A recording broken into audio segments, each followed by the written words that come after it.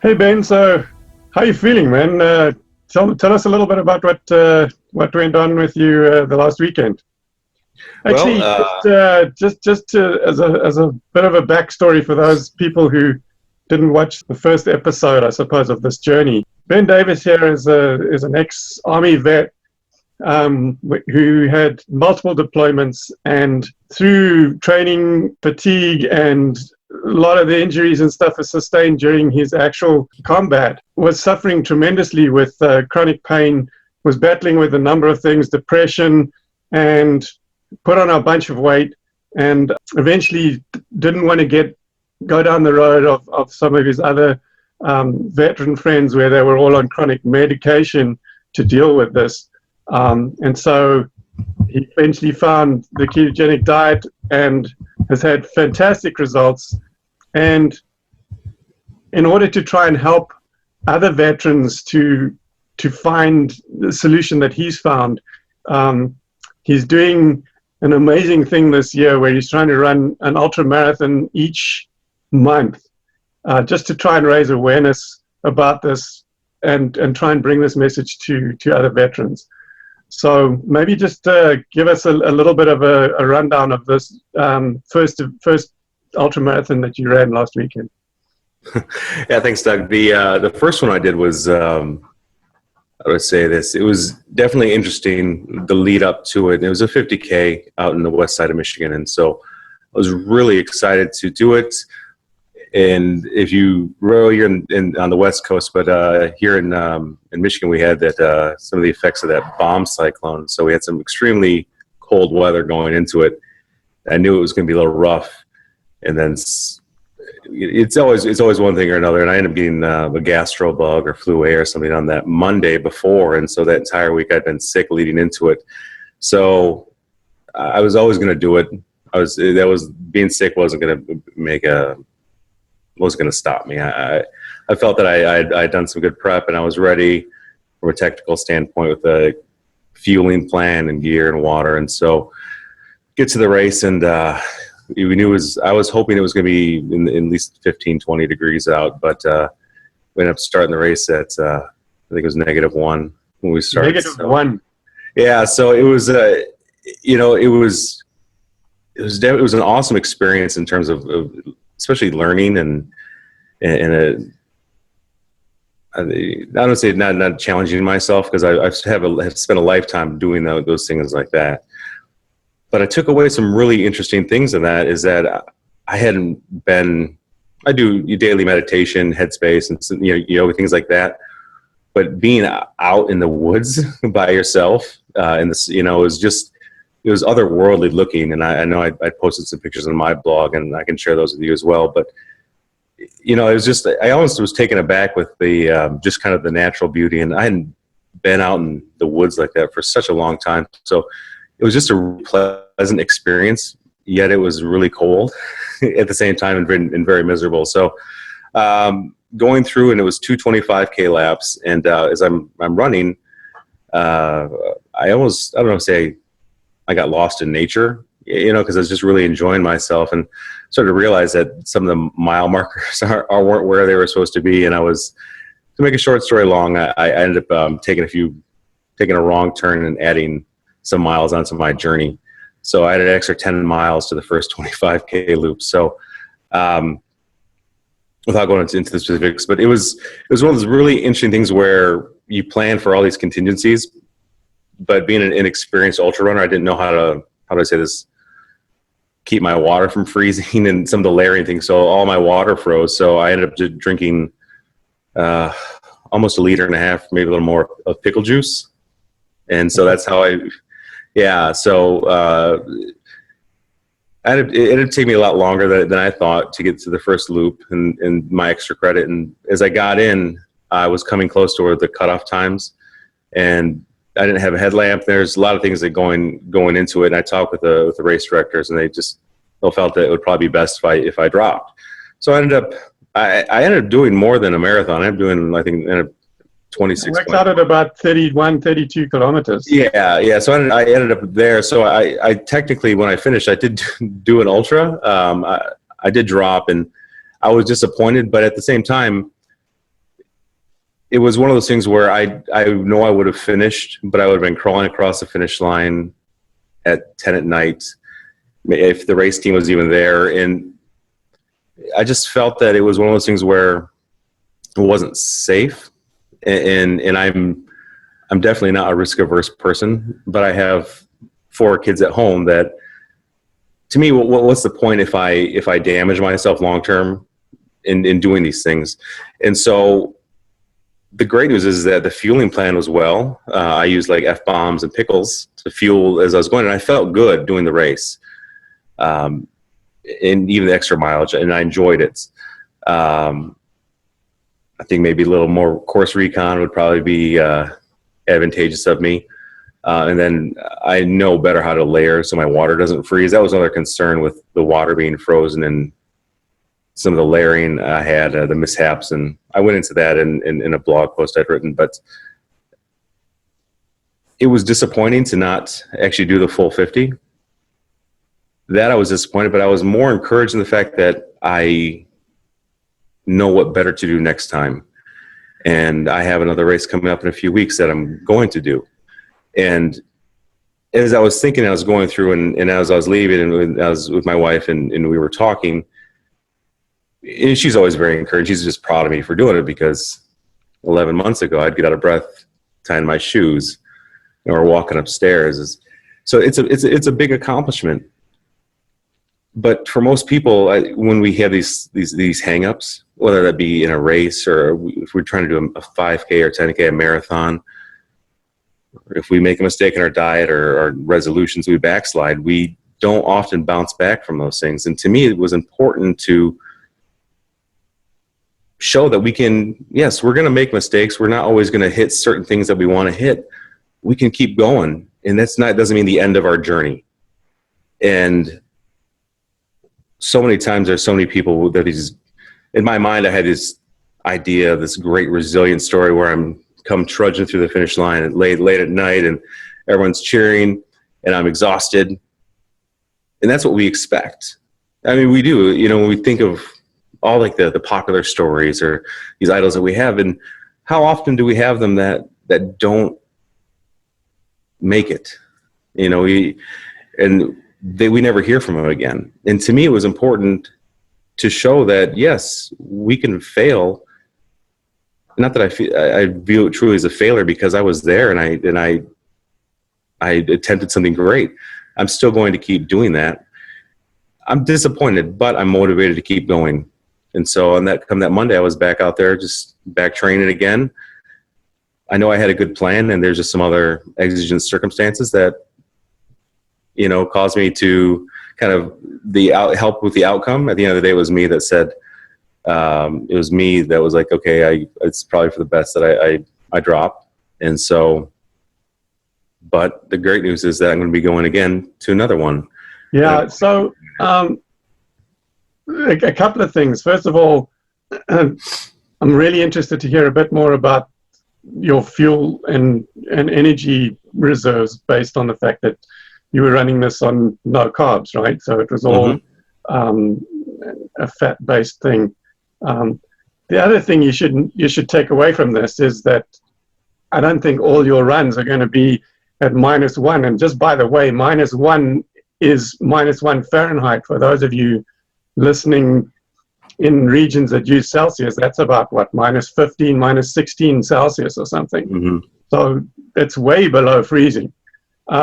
And I don't think a lot of the runs that you're going to do in the future are going to have issues with freezing water, because most of them are not going to be that cold. But at least as you say, if you do happen to come across another one that's that cold, you've learned some lessons about how to keep your water from freezing. So that's cool. But let's go back to the energy thing, because remember that you ran 36 kilometers, right? Mm-hmm. Which is pretty close to a marathon. And you were doing this completely how many hours were you out there? And how did the energy side of things go? Well, technically I did 42 kilometers. So I did a 25K loop and then 10 miles. So if you want to do the math, so I actually did a little bit more. I almost finished 42, right. And so in terms of fueling for that, the other thing I wanted to mention is that I went and fasted. And so I hadn't eaten until, I don't know, I think maybe 6 p.m. the day before. And so I was completely, well, I would say completely fasted, but I was fasted going into it. And I didn't eat until I didn't actually first have my first pickle juice or so until probably 5-6 miles in. And then I had are you familiar with F-Bomb? It's like a little, absolutely. They sponsored our last event in San Diego. Okay, yeah. So that's when I had my first packet of those, and and those were even frozen too, so they were a little more solid. So, but going in, so I think I had 6 of those, pickle juice, and then some pickles as well. And so, and I would stagger those. Man, if I went by my Garmin, probably every 10-15 kilometers is going through just a little bit. And the pace wasn't fast, but I mean, there's times where I was in like ankle deep snow or calf deep snow and going up hills. And those were times where I had gone off course. It looked like I was following tracks, but in hindsight, those weren't the right tracks. So, but it was, from that standpoint, I really felt great. And in fact, I probably could have done the first lap fasted had all conditions been ideal. I think I could have done that first lap completely fasted and just having water as I go.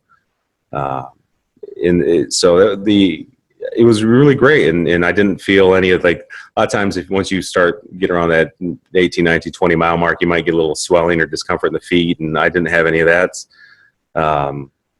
So it was pretty cool. Pretty unique in terms of learning a lot in terms of, when I think of everything I learned going into back in academia, so in grad school and before, and how we train athletes and fuel them. This was almost the exact opposite, and so of how we would traditionally think to do that. And I felt really good. And again, I'm still like 250 pounds. After the race, I finished at 250. So I think before I started, I was closer to 260. So, but yeah, it was definitely, I'm definitely a heavy runner, but the feeling wise, I felt really good. So you felt like you could keep going. And I think that's what a lot of the research that's going into this is starting to show, is that you should be able to, at least for the weekend warrior type runner like you and me, that we should be able to function absolutely completely on fat alone and have zero requirements for carbohydrates. No, 100%. This, to me, that was, again, just very shocking, because I would have thought that at some point I would have needed more. I like a sweet potato or something along those lines, where or I had to start like a UCAN, generation UCAN type, but I didn't at all. And it was really, I remember, was it study with Volek and Finney, when they had done, someone was doing ultras with that, but to experience it is completely different. And, I go through my daily things, in a ketogenic style, modified keto with virtually no carbs. And so, but to experience it in a performance environment is really eye-opening, and it was really cool, and it makes me want to go back and finish a PhD and actually look at some of these focuses on that. And so, on the fueling standpoints, because yeah, I mean, it was pretty unique. It was very surprising as well. Oh, for sure. Based on the studies that we've been exposed to back in the day, you would have been expected to be fueling on some kind of goo or carbohydrate type replacement fuel source every 3 miles or so through the race, and they were, and yet you didn't have that requirement here, which is fascinating. So tell us now, first of all, amazing job.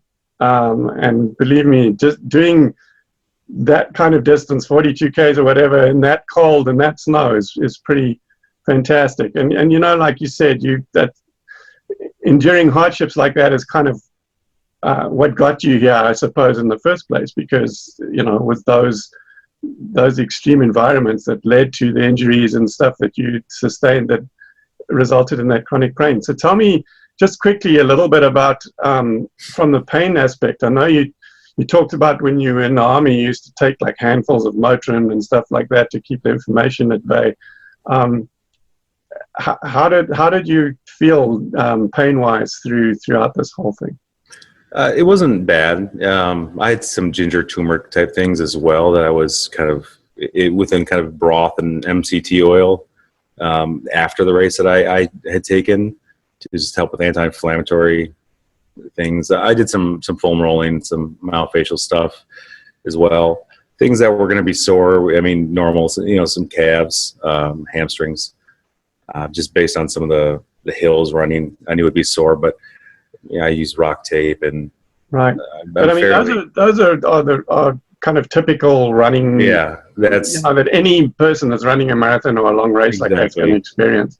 So the pain and the injuries that you had recovered from your army days, did you feel any of that coming back at all, or not? No, I don't. Like I said, the only outside of the soreness expected for a race like that, the only, I'd say, if there's pain, was more deciding that it was probably the smarter choice to drop. That was the only pain I felt. I mean, I think when it's, for me, like the ability to get out and run, pain or not, it's just what, if you've been to a place where it hurts to walk upstairs and you get out of breath, the fact that I was just out in the woods, and there was times where I could only hear my feet, the snow under my feet. It was such an amazing experience for me. And I didn't think about anything hurting. Now it was also freezing, and so I couldn't really feel much of anything. But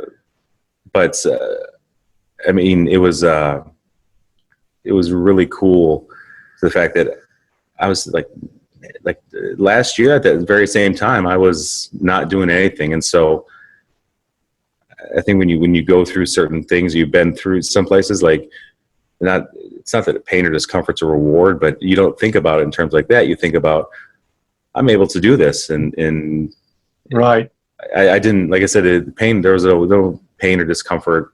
I mean, that I can really say, like, there's just what's the quality of, you know, once you start, you put X amount of miles on your body at a certain time, you get those. But other than that, no, nothing outside of that that's expected with a race. So okay, well, that's really amazing. So tell us a bit about your next race. When is that, and how far is it, and all of that? I'm doing another 50K in Columbus. That's February 11th. It's just outside of Columbus, Ohio. So Rockin' Roots, I think something 50K. So that's the one that's the next one, that's in February 11th. So just under a month. So 25 days away, 24 days away. So. Okay, awesome. And so even in spite of doing 40 odd Ks on the weekend, you said basically the next day you're out running again. I think that's something that I've noticed is how, once I've adopted this lifestyle, how quickly I was able to recover from any kind of effort, whether it was training and getting up and training the next day, or you know, after a race type effort, that your body seems to be able to recover so much quicker, and you're able to get back on the road again. Which, if you're going to be doing a half marathon, or not a half marathon, an ultra marathon every month, you're going to need to be able to get back on the road and start training again pretty much as soon as you get back from the previous one. So it's good to hear that you're able to do that. Well, yeah, let's wait and see how that next one goes. Hopefully you have better temperatures, that you're able to keep track of the course markers a little better, so you You get lost again. That sucks. And yeah, we fascinated to hear about the next installment. Well done, Yeah. man. Hats off to you. Really, really good. Well, thanks. Like I said, it's if we can get a few people to say, "Hey, wow, this low. There's something to this kind of ketogenic style," and that there's this guy who's lost weight, who's able to do these things that's challenging traditional schools of thought, then maybe it's something I could look into. And that's the hope, is to continue to do that and slowly raise awareness. So I'm starting to get some more followers. That's through social media, and they come check out the blog. So it's been a good experience so far. I'm starting to have some people reach out, and so yeah, we're gonna keep doing what we're doing, and hopefully in February 11th, it's warmer, at least in the 20s. I'll be I'll be happy if it's in the 20s. So that's crazy. Yeah. Anyway, so well done, and we'll chat with you again after your next one, sort of mid-February sometime. We'll hook up again and talk about your next experience. Hopefully, it's a slightly different story. Thanks. Sounds good. Yep.